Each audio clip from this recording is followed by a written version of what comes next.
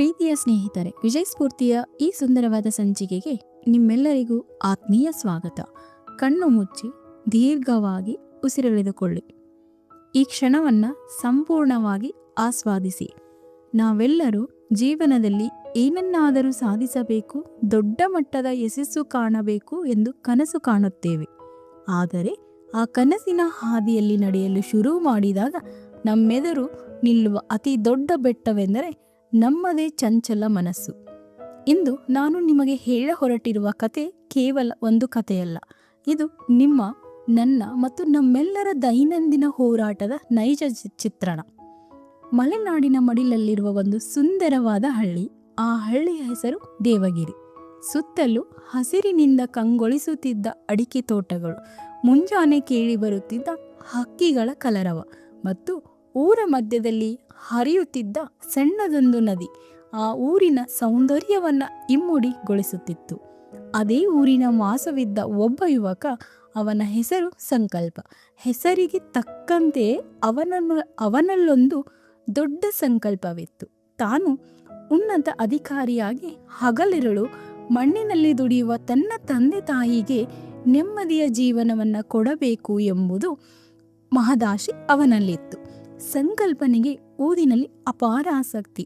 ಅವನ ತಂದೆ ಪ್ರತಿದಿನ ಬೆಳಗ್ಗೆ ಎದ್ದು ಗದ್ದೆಗೆ ಹೋದರೆ ತಾಯಿ ಮನೆಯ ಕೆಲಸಗಳನ್ನೆಲ್ಲ ಮುಗಿಸಿ ಸಂಕಲ್ಪನಿಗೆ ಓದಲು ಯಾವುದೇ ತೊಂದರೆಯಾಗದಂತೆ ನೋಡಿಕೊಳ್ಳುತ್ತಿದ್ದಳು. ಸಂಜೆ ಮನೆಯಲ್ಲಿ ದೀಪ ಹಚ್ಚೋ ಹೊತ್ತಿಗೆ ಸಂಕಲ್ಪ ತನ್ನ ಕೋಣೆಯಲ್ಲಿ ಪುಸ್ತಕಗಳ ಮುಂದೆ ಕೂರುತ್ತಿದ್ದ. ಆದರೆ ಅವನಿಗೆ ಒಂದು ದೊಡ್ಡ ಸಮಸ್ಯೆ ಇತ್ತು. ಅವನ ಕೈಯಲ್ಲಿ ಒಂದು ಸಣ್ಣ ಚೌಕಾಕಾರದ ಮಾಯಾ ಪೆಟ್ಟಿಗೆ, ಅದೇ ಅವನ ಮೊಬೈಲ್ ಫೋನ್. ಅವನು ಓದಲು ಪುಸ್ತಕ ತೆರೆದು ಕೂತಾಗಲೆಲ್ಲ ಅವನ ಕಣ್ಣುಗಳು ಪದಗಳ ಮೇಲಿದ್ದರೂ ಮನಸ್ಸು ಮಾತ್ರ ಆ ಮೊಬೈಲ್ ಪರದೆಯ ಮೇಲಿರುತ್ತಿತ್ತು. ಒಂದೇ ಒಂದು ನಿಮಿಷ ನೋಡುತ್ತೇನೆ ಎಂದು ಫೋನ್ ಕೈಗೆತ್ತಿಕೊಂಡರೆ ಗಂಟೆಗಟ್ಟಲೆ ಸಮಯ ಕಳೆದು ಹೋಗುತ್ತಿತ್ತು.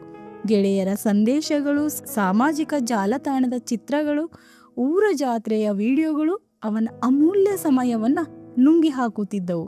ರಾತ್ರಿ ಮಲಗುವಾಗ ಅವನಿಗೆ ವಿಪರೀತ ಪಶ್ಚಾತ್ತಾಪವಾಗುತ್ತಿತ್ತು. ನಾಳೆ ಖಂಡಿತ ಫೋನ್ ಮುಟ್ಟುವುದಿಲ್ಲ, ಪೂರ್ತಿ ಗಮನವಿಟ್ಟು ಓದುತ್ತೇನೆ ಎಂದು ಅಂದುಕೊಳ್ಳುತ್ತಿದ್ದ. ಆದರೆ ಮರುದಿನವೂ ಅದೇ ಕತೆ ಪುನರಾವರ್ತನೆಯಾಗುತ್ತಿತ್ತು. ಪರೀಕ್ಷೆಗಳು ಹತ್ತಿರ ಬರುತ್ತಿದ್ದವು. ಸಂಕಲ್ಪನೆಗೆ ಭಯ ಶುರುವಾಯಿತು. ತನ್ನ ಕನಸುಗಳು ಕಮರಿ ಹೋಗುತ್ತಿವೆ ಎಂಬ ಆತಂಕ ಅವನನ್ನು ಕಾಡತೊಡಗಿತು. ಹೀಗಿರುವಾಗ ದೇವಗಿರಿ ಗ್ರಾಮದಲ್ಲಿ ನಿವೃತ್ತ ಶಿಕ್ಷಕರಾದ ರಾಮಣ್ಣ ಮೇಷ್ಟ್ರು ಅವರ ಬಳಿ ಸಂಕಲ್ಪ ತನ್ನ ಅಳಲನ್ನು ತೋಡಿಕೊಳ್ಳಲು ಹೋದ. ರಾಮಣ್ಣ ಮೇಷ್ಟ್ರು ಊರಿಗೆ ಬಹಳ ಗೌರವಾನ್ವಿತ ವ್ಯಕ್ತಿ.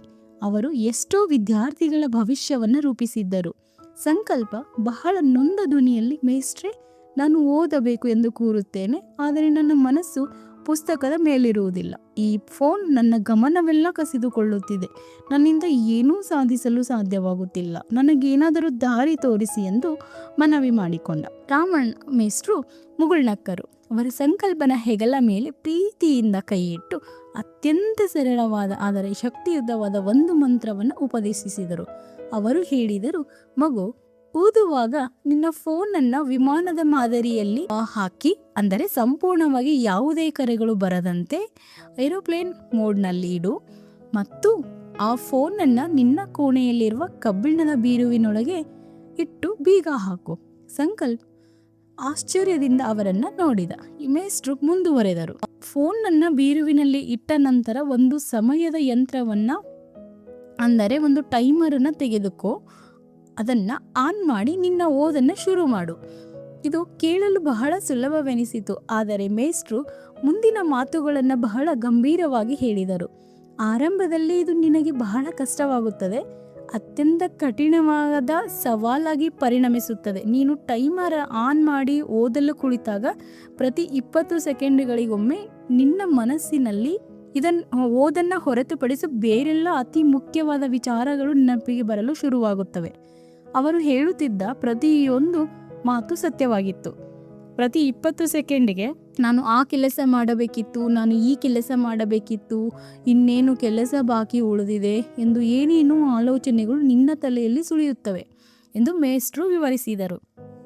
ಆದರೆ ಮಗು, ಈ ಹೋರಾಟದ ಕೇವಲ 15ರಿಂದ 20 ದಿನಗಳವರೆಗೆ ಮಾತ್ರ ನಡೆಯುತ್ತದೆ. ನೀನು ಯಾವುದೇ ಕಾರಣಕ್ಕೂ ಚಿಂತೆ ಮಾಡಬೇಡ. ಈ ಕಠಿಣ ಅಭ್ಯಾಸವನ್ನು ಬಿಡದೆ ಮುಂದುವರೆಸು ಎಂದು ಅವರು ಧೈರ್ಯ ತುಂಬಿದರು. ಸಂಕಲ್ಪ ಮೇಸ್ಟ್ರಿಗೆ ನಮಸ್ಕರಿಸಿ ಮನೆಗೆ ಮರಳಿದ. ಆ ದಿನ ಸಂಜೆ ತಾಯಿ ದೇವರ ಕೋಣೆಯಲ್ಲಿ ದೀಪ ಹಚ್ಚುತ್ತಿರುವಾಗ ಸಂಕಲ್ಪ ತನ್ನ ಕೋಣೆಗೆ ಹೋದ. ತನ್ನ ಮೊಬೈಲನ್ನು ಕೈಗೆತ್ತಿಕೊಂಡು ಮೇಸ್ಟ್ರು ಹೇಳಿದಂತೆ ಅದರಲ್ಲಿ ಏರೋಪ್ಲೇನ್ ಮೋಡ್ ಆನ್ ಮಾಡಿದ. ಮೂಲೆಯಲ್ಲಿದ್ದ ಕಬ್ಬಿಣದ ಬೀರುವಿನ ಬಾಗಿಲ ತೆಗೆದು ಫೋನ್ ಒಳಗೆ ಭದ್ರವಾಗಿ ಇಟ್ಟು ಬೀಗ ಹಾಕಿದ. ಆ ಬೀಗದ ಕೈಯನ್ನು ತಾಯಿಯ ಬಳಿ ಕೊಟ್ಟು, ಅಮ್ಮ, ನಾನು ಕೇಳಿದ್ರು 3 ಗಂಟೆಗಳ ಕಾಲ ಇದನ್ನು ನನಗೆ ಕೊಡಬೇಡ ಎಂದು ಹೇಳಿ ಬಂದ. ಅವನು ತನ್ನ ಮೇಜಿನ ಬಳಿ ಬಂದು ಒಂದು ಸಣ್ಣ ಟೈಮರನ್ನು ಇಟ್ಟು ಅದನ್ನು ಆನ್ ಮಾಡಿದ. ಪುಸ್ತಕವನ್ನು ತೆರೆದು ಮೊದಲ 10 ಸೆಕೆಂಡ್ಗಳು ಬಹಳ ಪ್ರಶಾಂತವಾಗಿತ್ತು. ಆದರೆ 11ನೇ ಸೆಕೆಂಡಿಗೆ ಅವನ ಮನಸ್ಸಿನೊಳಗೆ ಬಿರುಗಾಳಿ ಎದ್ದಿದ್ದು. ಮೇಸ್ಟ್ರು ಹೇಳಿದಂತೆ ಕೇವಲ 20 ಸೆಕೆಂಡ್ಗಳ ಕಳೆಯಷ್ಟರಲ್ಲಿ ಅವನ ಮನಸ್ಸು ಚಡಪಡಿಸಲು ಶುರುವಾಯಿತು.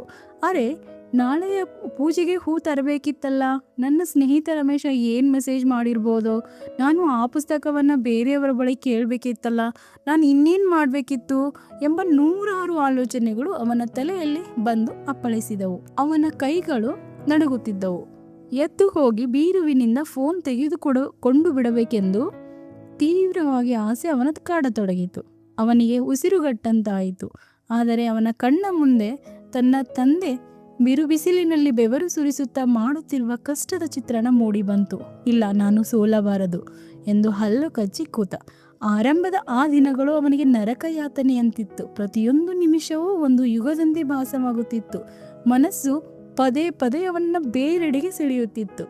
ಆದರೆ ಮೇಷ್ಟ್ರು ಹೇಳಿದ ಮಾತು, ಇದು 15ರಿಂದ 20 ದಿನಗಳವರೆಗೆ ಹೀಗೇ ಇರುತ್ತದೆ, ಚಿಂತೆ ಮಾಡಬೇಡ, ಪಟ್ಟು ಬಿಡಬೇಡ ಎಂಬುದು ಅವನ ಕಿವಿಯಲ್ಲಿ ಗುಯಿಗುಟ್ಟುತ್ತಿತ್ತು. ಮೊದಲ ದಿನ ಕೇವಲ ಅರ್ಧ ಗಂಟೆ ಮಾತ್ರ ಓದಲು ಸಾಧ್ಯವಾಯಿತು. 2ನೇ ದಿನ ಅದು 3/4 ಗಂಟೆ ಆಯಿತು. ಪ್ರತಿ ಬಾರಿಯೂ ಅವನ ಮನಸ್ಸು 20 ಸೆಕೆಂಡುಗಳಿಗೊಮ್ಮೆ ಬೇರೆಡೆ ಹರಿದಾಗ ಅವನು ದೀರ್ಘವಾಗಿ ಉಸಿರೆಳೆದುಕೊಂಡು ಬಲವಂತವಾಗಿ ತನ್ನ ಕಣ್ಣುಗಳನ್ನು ಪುಸ್ತಕದ ಮೇಲಿನ ಅಕ್ಷರಗಳಿಗೆ ಅಂಟಿಸುತ್ತಿದ್ದ. ಹೀಗೆ ದಿನಗಳು ಉರುಳಿದವು. 15ರಿಂದ 20 ದಿನಗಳ ಆ ಕಠಿಣ ತಪಸ್ಸು ಮೆಲ್ಲನೆ ಫಲ ಕೊಡಲಾರಂಭಿಸಿತು. ಈ 15 ದಿನಗಳ ನಂತರ ಒಂದು ಅದ್ಭುತ ನಡೆಯಿತು. ಆ ದಿನ ಸಂಜೆ ಸಂಕಲ್ಪ ಫೋನನ್ನು ಬೀರುವಿನಲ್ಲಿಟ್ಟು ಟೈಮರ್ ಆನ್ ಮಾಡಿ ಕೂತಾಗ ಅವನ ಮನಸ್ಸಿನಲ್ಲಿ ಆ ಹಳೆಯ ಗದ್ದಲಗಳಿರಲಿಲ್ಲ. ಪ್ರಶಾಂತವಾದ ಸರೋವರದಂತೆ ಅವನ ಮನಸ್ಸು ಶಾಂತವಾಗಿತ್ತು. ಅವನ ಕಣ್ಣುಗಳು ಅಕ್ಷರಗಳನ್ನು ಓದುತ್ತಿದ್ದವು ಮತ್ತು ಅವನ ಮಿದುಳು ಆ ಜ್ಞಾನವನ್ನು ಅತ್ಯಂತ ಆಳವಾಗಿ ಗ್ರಹಿಸುತ್ತಿತ್ತು. ಸಮಯದ ಯಂತ್ರದಲ್ಲಿ ಗಂಟೆಗಳು ಉರುಳಿದರೂ ಅವನಿಗೆ ಅರಿವಾಗುತ್ತಿರಲಿಲ್ಲ. ಅವನ ಏಕಾಗ್ರತೆ ಈಗ ಧ್ಯಾನದ ಸ್ಥಿತಿಯನ್ನು ತಲುಪಿತ್ತು. ಈಗ ಫೋನ್ ಎಂಬುದು ಅವನ ಪಾಲಿಗೆ ಕೇವಲ ಒಂದು ನಿರ್ಜೀವ ವಸ್ತುವಾಗಿತ್ತು ಹೊರತು ಅವನನ್ನು ಆಳುವ ಯಜಮಾನನಾಗಿರಲಿಲ್ಲ. ಪರೀಕ್ಷೆಗಳು ಬಂದವು. ಸಂಕಲ್ಪ ಅಪ್ರತಿಮ ಆತ್ಮವಿಶ್ವಾಸದಿಂದ ಪರೀಕ್ಷೆಗಳನ್ನು ಬರೆದ. ಫಲಿತಾಂಶ ಬಂದಾಗ ಇಡೀ ದೇವಗಿರಿ ಗ್ರಾಮವೇ ಹೆಮ್ಮೆ ಪಡುವಂತೆ ಅವನು ಅತ್ಯುನ್ನತ ಶ್ರೇಣಿಯಲ್ಲಿ ಉತ್ತೀರ್ಣನಾಗಿದ್ದ. ಅವನ ತಂದೆ ತಾಯಿಯ ಕಣ್ಣಲ್ಲಿ ಆನಂದ ಬಾಷ್ಪ ಹರಿಯುತ್ತಿತ್ತು. ರಾಮಣ್ಣ ಮೇಷ್ಟ್ರು ಅವನಿಗೆ ಸಿಹಿ ತಿನ್ನಿಸಿ ಹರಸಿದರು. ಸ್ನೇಹಿತರೆ, ಸಂಕಲ್ಪನ ಈ ಕತೆ ನಮ್ಮೆಲ್ಲರ ಕತೆ. ನಮ್ಮ ಮನಸ್ಸು ಒಂದು ಕಾಡು ಕುದುರೆಯಂತೆ. ಅದನ್ನು ಪಳಗಿಸುವುದು ಸುಲಭವಲ್ಲ. ಮೊದಲ ದಿನವೇ ಅದು ನಮ್ಮ ಮಾತನ್ನು ಕೇಳುವುದಿಲ್ಲ. ನಾನು ಮೊಬೈಲನ್ನು ದೂರವಿಟ್ಟು ಓದಲು ಅಥವಾ ಕೆಲಸ ಮಾಡಲು ಕೂತಾಗ ಈ ಪ್ರಪಂಚದಲ್ಲಿರುವ ಎಲ್ಲ ಅತಿ ಮುಖ್ಯವಾದ ಕೆಲಸಗಳು ಅದೇ 20 ಸೆಕೆಂಡುಗಳ ಅಂತರದಲ್ಲಿ ನೆನಪಿಗೆ ಬರುತ್ತವೆ. ಅಯ್ಯೋ, ನಾನು ಅದನ್ನು ಮಾಡಬೇಕು, ಇದನ್ನು ಮಾಡಬೇಕು, ಇನ್ನೇನು ಮಾಡಬೇಕು ಎಂದು ಮನಸ್ಸು ನಮ್ಮನ್ನು ಕಾಡುತ್ತದೆ. ಆದರೆ ನೆನಪಿಡಿ, ಈ ಕಾಟ ಶಾಶ್ವತವಲ್ಲ. ಅದು ಕೇವಲ 15ರಿಂದ 20 ದಿನಗಳ ಒಂದು ಪರೀಕ್ಷೆ ಮಾತ್ರ. ಯಾರು ಆ ಆರಂಭದ ಕಷ್ಟಗಳನ್ನು ಸಹಿಸಿಕೊಂಡು ಪಟ್ಟು ಬಿಡದೆ ನಿಲ್ಲುತ್ತಾರೋ ಅವರು ತಮ್ಮ ಮನಸ್ಸನ್ನು ಗೆಲ್ಲುತ್ತಾರೆ. ಮತ್ತು ಯಾರು ಮನಸ್ಸನ್ನು ಗೆಲ್ಲುತ್ತಾರೋ ಅವರು ಇಡೀ ಜಗತ್ತನ್ನೇ ಗೆಲ್ಲಬಲ್ಲರು. ಆದ್ದರಿಂದ ಇಂದೇ ನಿರ್ಧರಿಸಿ, ನಿಮ್ಮ ಆಸೆಗಳನ್ನು, ಗುರಿಗಳನ್ನು ಆ ಸಣ್ಣ ಪರದೆಯ ಮುಂದೆ ಬಲಿ ಕೊಡಬೇಡಿ. ಓದುವ ಸಮಯದಲ್ಲಿ ಫೋನನ್ನು ಸಂಪೂರ್ಣವಾಗಿ ಮುಚ್ಚಿ ನಿಮ್ಮ ದೃಷ್ಟಿಯಿಂದ ದೂರವಿರುವ ಬೀರುವಿನಲ್ಲಿ ಭದ್ರವಾಗಿಡಿ. ಟೈಮರ್ ಇಟ್ಟು ನಿಮ್ಮ ಸಾಧನೆಯತ್ತ ಹೆಜ್ಜೆ ಹಾಕಿ. ಆ 15 ದಿನಗಳ ತಾಳ್ಮೆ ನಿಮ್ಮ ಇಡೀ ಜೀವನವನ್ನು ಬೆಳಗಬಲ್ಲದು. ನಿಮ್ಮೆಲ್ಲರಿಗೂ ನಿಮ್ಮ ಗುರಿ ಮುಟ್ಟುವ ಶಕ್ತಿ, ಛಲ, ಏಕಾಗ್ರತೆ ಸಿಗಲಿ ಎಂದು ನಾನು ಹಾರೈಸುತ್ತೇನೆ. ಈ ಕತೆ ನಿಮ್ಮ ಮನಸ್ಸಿಗೆ ತಲುಪಿದ್ದರೆ, ನಿಮ್ಮೊಳಗೆ ಒಂದು ಸಣ್ಣ ಬದಲಾವಣೆಯ ಕಿಡಿಯನ್ನು ಹೊತ್ತಿಸಿದ್ದರೆ ಖಂಡಿತ ಇದನ್ನು ನಿಮ್ಮ ಸ್ನೇಹಿತರೊಂದಿಗೆ ಹಂಚಿಕೊಳ್ಳಿ. ಮತ್ತೊಂದು ಸ್ಫೂರ್ತಿದಾಯಕ ಕಥೆಯೊಂದಿಗೆ ನಿಮ್ಮನ್ನು ಭೇಟಿಯಾಗುತ್ತೇನೆ.